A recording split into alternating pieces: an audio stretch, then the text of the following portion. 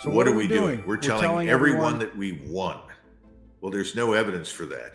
The terrible condition in Ukraine is evidence for complete and total failure. We have sacrificed close to 600,000 Ukrainian lives on the battlefield, and they continue to lose more every day.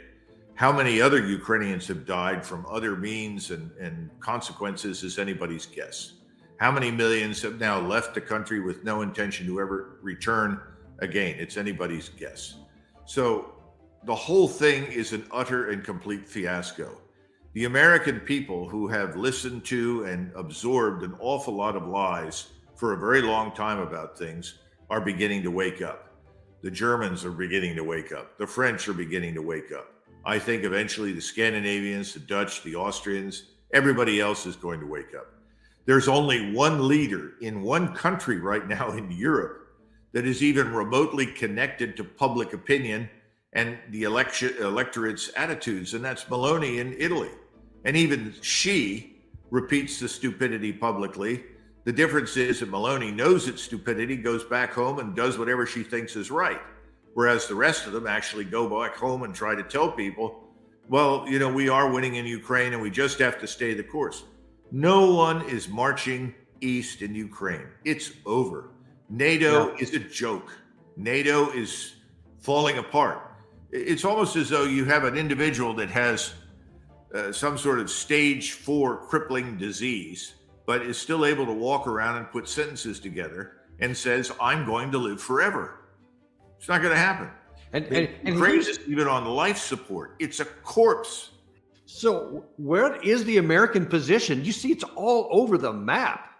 Well, this is a new film that probably will come out next year called Frankenstein Returns. And what you've got is a corpse that is playing the role of Ukraine. The corpse is coming to the negotiating table, and standing behind the corpse is Dr. Frankenstein, played by Jake Sullivan. And Jake Sullivan is animating the corpse, theoretically, at the negotiating table. This is all absurd. It's dangerous, it's futile, and it's absurd.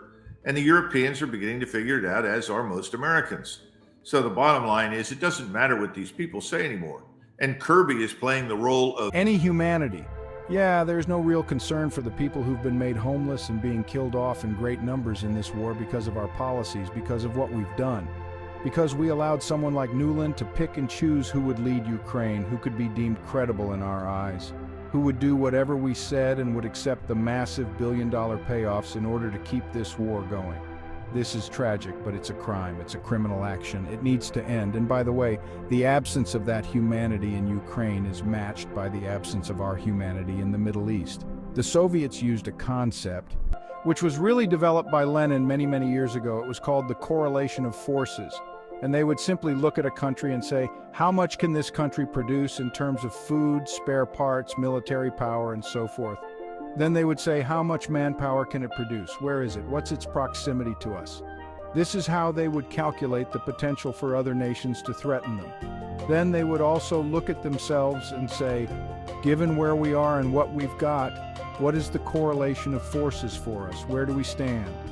And then they would match these things and say, on one hand, we have this combination of capability and forces, not just military, but also social, societal, cohesion, political, diplomatic, industrial, economic, scientific, and technological, all of those things. And then the opponent has these things. Now, you've heard Putin say many times very truthfully that if you look at the NATO alliance collectively, it has the capability to defeat us, the Russians. But there's a problem. NATO is never united. NATO does not have a unified military command structure. NATO forces do not all obey orders from one source. They all have national authorities over them. And NATO has not exploited its military potential either scientifically, technologically, industrially, or in terms of manpower. Ergo, if you look at the coalition correlation of forces, it favors Russia, not NATO, and not us. If you go into the Middle East, you have to ask the question, what is the correlation of forces for Israel versus everyone else? Well, versus everyone else, it doesn't look very good. And then the question is, how much can we compensate? How much can we bring to the fight? Well, you and I know that the United States Army is in ruins. It can't do a damn thing. And now we've seen the Russians. who have clearly made it obvious that they can escalate horizontally. In other words, they're going to start fires elsewhere that divert our resources, our attention, and our capabilities. Then finally, you have to ask the question about national will and resolve to do anything. What are we resolved to do right now? Congress may be resolved to do lots of things if it makes them money. In other words, if it enriches them, sure, I'll vote that way. You want me to vote this way because the Koch brothers and their friends are providing cash because they want to do things with oil and gas and coal and others. That's fine, I'll vote that way. Oh, the Israelis, they want to go to war with their neighbors? Sure, pay me, get me elected, and I'll support that. Until suddenly somebody realizes the correlation of forces isn't good. We could actually lose. Yes, and this is what nobody really wants to face. And so everybody talks as though it's 1991, right? It's not 1991. Those days are over. We squandered all of the advantages and assets that we had. I'm not saying we should have stayed in a state of war with everybody since 1991. That's not my point. But we did not build anything new. Why are we running around in tanks that were designed in the 1970s for use in the 1980s? Why didn't we fix the engines? What are we doing using Patriot missiles and missile batteries and radars that were designed in the 70s for use in the 80s even now? Why haven't we massively improved and updated and modernized? Because we never did the things along the lines of downsizing and reorganization to extract savings in order to do that. No, we fed the beast, and the beast said, "Send me what I always do, give me money, and I'll give you back what I always produce." Why do we have ships that are simply irrelevant because they're no longer equipped or designed to deal with a very different strategic environment? Could go on, but the point is, the correlation of forces right now, when you start adding them up, don't look good for us. Putin is probably the single most well-informed person inside Russia about the West. He understands the West, he understands us. This is a man who's exercised extraordinary restraint. Just the other day, somebody said, well, you keep talking about the powerful Russian force. That's the case. Why haven't they, run up to the river, crossed the river, and marched to Poland? But I said because that's not what Putin wants. Putin would like to end this war. He's sitting on territory right now that is historically Russian, with Russian-speaking populations. He's going to move, would take Kiev, he will take Odessa. Those things will occur in time. But he doesn't want a war with the West or with NATO or with anybody. He just wants to get those territories under his control, get the Russians in them inside Russia, and then prevent any further oppression of the Russian population or the Tatar or anybody else inside Ukraine. That's it. He would like to see Ukraine as a neutral state. He's certainly not going to sit there and put up one more time with what we did over the last 10 years or so in Ukraine. He's not going to allow Ukraine to become this fortress for American imperial influence and NATO influence. That's not what he wants. He doesn't want Russia living under threat, just as JFK didn't want us living under the threat of nuclear missile attack from Cuba. I mean, that's about it. So I think anybody that imputes anything else to the man is just lying. There's no appetite for war anywhere else. He wants to do business with everybody. So I think I would just be very cautious about those kinds of rumors. And once you reach a certain age, once you hit 70, I would argue that after 70, every day is a gift. You never know what's going to happen. But for a man who's been dying now for several years, he looks pretty good. We've had to deal with, man Vlad, he's going crazy. We've heard Parkinson's, we've heard cancer, we've heard shaky hands, and he seems to just continue to move forward. But that was in the media today. And I try to not completely dismiss everything, but I try to take it with a grain of salt. And that's why I like to have guests like you come on. Alexander Luchenko from Belarus is calling for this war to come to an end.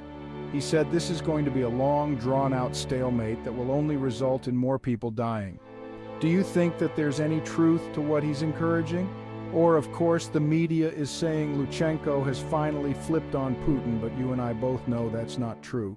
Oh, Luchenko is expressing a view that's widely held, I think, everywhere in Eastern Europe, but especially Russia and Belarus. First of all, he's only about 8 million people in his country, but Russia is remarkably small.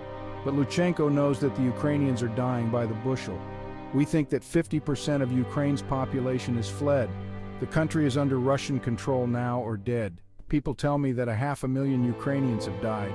Now, during World War I, and we fought for 110 days during World War I, we sustained 318,000 casualties and 110,000 Americans were killed.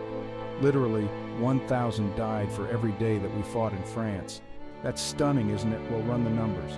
How long has Ukraine been at war with Russia? Started in February. We're still short of the 2-year mark. So if we say, what is it, 21 months or 20 months of warfare, 500,000 Ukrainians are dead. We're talking Ukrainian soldiers. I'm not talking about civilians and perhaps that many or more wounded, horribly wounded. We're talking about an army that is falling apart, where if you want to be evacuated by an ambulance to a reputable hospital, you have to bribe the ambulance driver and the people on the ambulance to take you there from the battlefield. You have soldiers that are kept in small groups of no more than 3 or 4 together and then sent in as replacements because they're afraid if they try to replace platoons and companies, they'll end up with a rebellion against the Ukrainian government. This war is over, but we won't let it die because the regime in Washington wants to maintain the fiction that there is something good happening in Kiev. There isn't. There's nothing there but corruption and criminality. That's the truth. Ukrainians are dying for nothing pointlessly in a war that should never have been fought. That's the truth. We don't want to accept that in Washington. We have this notion, we have all sorts of false notions, that Russia is something very different from what it is, and Ukraine is something very different from what it is. Only a few people in Europe are willing to stand up and tell us the truth, but I think that too is changing. If you look at recent elections in Slovakia, I think there's a turn also in Poland that's begun. That's going to become more and more powerful. I think you're going to see in Germany a hard swing to the right, along with most of Scandinavia. Everyone is sick of left-of-center suicidal leadership, and I hope at some point that Americans will wake up and figure out that's what we're dealing with too. So I would right now pay very little attention to anything that comes from the Western media. You're not going to get the truth that way, at least not until governments in Europe change and not until one here changes.